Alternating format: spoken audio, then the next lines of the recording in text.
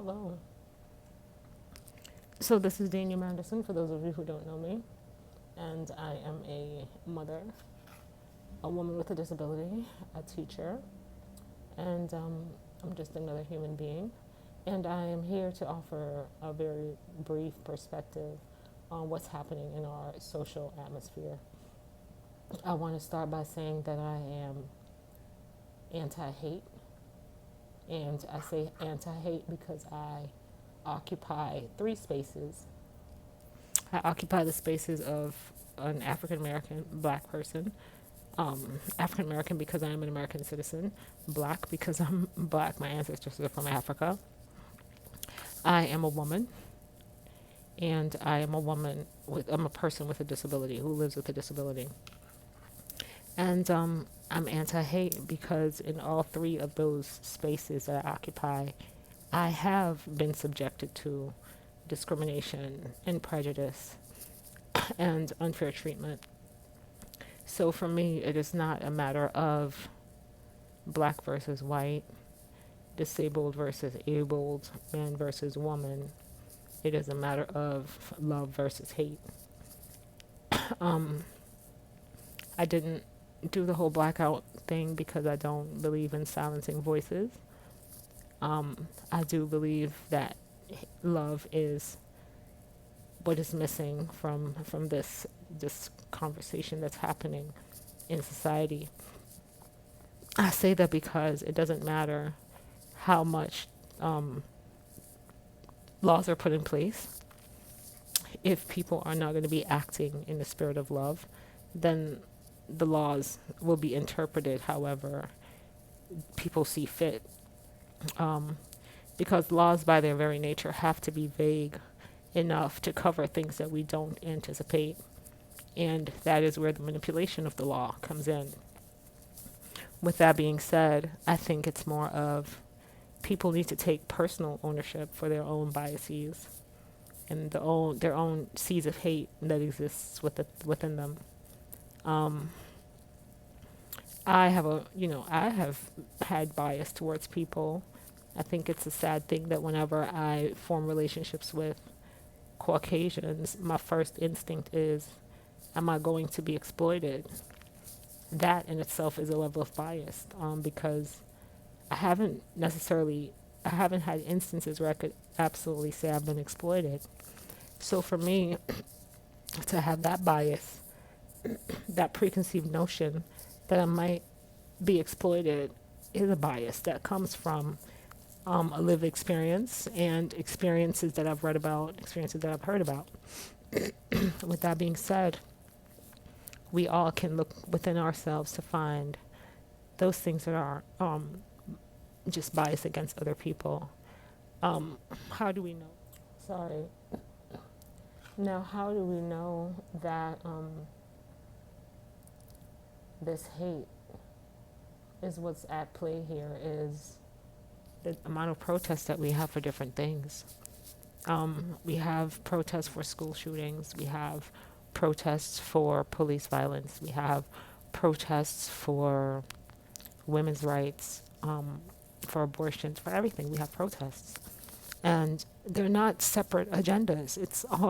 Should be all one agenda, because at the very core is hatred for someone who thinks other than we do. And we have to be mindful of the role that we play in those different discourses.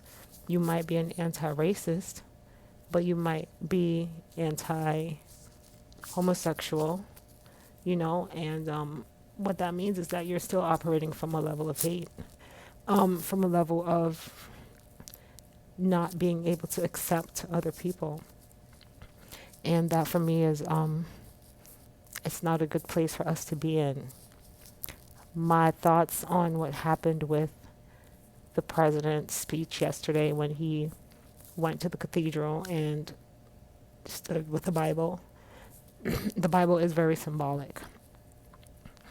But when we're going to hold the Bible upside down, when we're going to be pushing rhetoric that divides people and incites fear, When people hear that the National Guard or the military is going to be deployed, you're going to be putting people on edge, um, which is not going to bring unity. We are the United States. And I think people don't realize that word united means something. It's not just, it could have been anything before States of America, or it could just be States of America. But we are the United States, and we are not operating in unity at this point.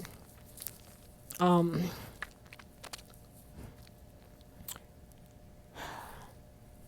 it is sad for me, but I don't feel despair. I don't feel as if this is the best that we can be as humans. Um, the violence is happening on all sides. And just in response to people who are saying the looting needs to stop, I agree that the looting needs to stop, but you're talking to people who don't own businesses and were never allowed to own businesses. They were denied entrepreneurial endeavors.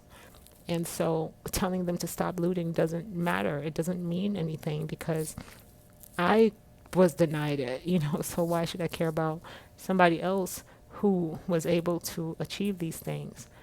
And the fact that they were denied it based on race, they're not going to care about an Arab store. They're not going to care about an Apple store. They're not going to care about a Target because they have not had a stake in any of these businesses. They haven't profited from any of these businesses. And American business structure has not allowed them to be a part of it. So there's no respect for it.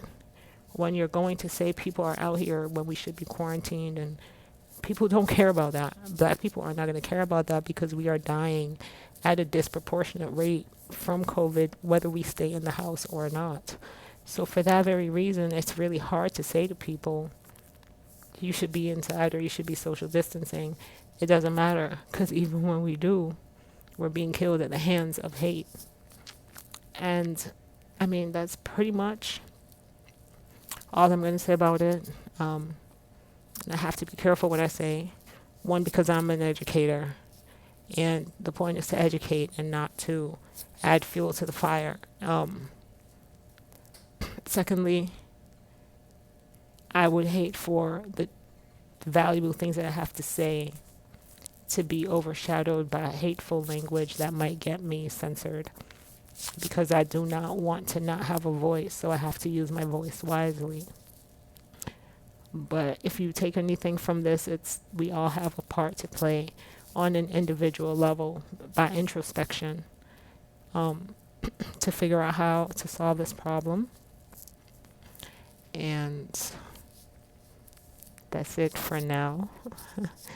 I love you to pieces.